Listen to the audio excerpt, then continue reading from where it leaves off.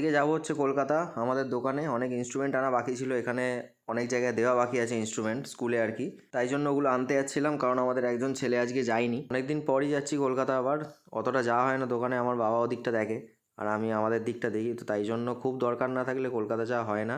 আজকে হাওড়ায় অত ভিড় ছিল না, মানে বাস মোটামুটি ফাঁকাই ছিল, তাই বসার জায়গা পেয়েছি অনেকদিন পর বাসে। আমি বাস থেকে নেমেই আগে ডাবের জল খেলাম, আর মোটামুটি 10-15 দিন পর পর যদি আমি কলকাতায় আসি, এই কাকাটার কাছে এসে আমি আগে ডাবের জল খাই, তারপর আমি দোকানে যাই। আমাদের দোকানের কাজ মিটিয়ে তারপর 2-3টে ইনস্ট্রুমেন্ট কেনা বাকি ছিল, এখানে কিনতে এসেছিলাম। ইনস্ট্রুমেন্ট নিয়ে তারপর বাড়ির দিকে রওনা দিয়েছিলাম। কলকাতাতে মোটামুটি সব জায়গায় পুজো প্যান্ডেল স্টার্ট হয়ে গেছে। এটা আমাদের কলেজ স্ট্রিটে, আমার দোকানের ঠিক পেছনেই।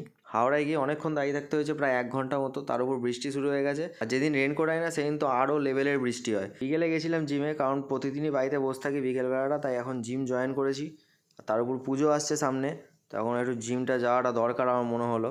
তো আজকে একটু লেগ টেগ মেরে এসে আর পাচ্ছিলাম না হাঁটতে। আমি অনেক দিন পর জিম গেছি, তো প্রায় 1-2 মাস পর জিম গেছি। যেখানেই যাই না কেন বাড়ি ফেরার সময় দিদানের জন্য কিছু নিয়ে আসি। আজকে চকলেট নিয়ে এসেছি, তাই দিদানের সাথে বসে একটু চকলেট খাচ্ছিলাম। উপরে ফ্রেশ হয়ে এসে কাজে বসলাম। কালকে সানডে, তো কালকে একটু বেরোনোর প্ল্যান আছে, তাই কাজটা আজকেই করে নিচ্ছি। আজকের ভিডিও এই অবধি, দেখা হচ্ছে আবার নেক্সট ভিডিওতে। টিল দেন সবাই ভালো থেকো, সুস্থ থেকো, and like share and subscribe করে দিও সবাই।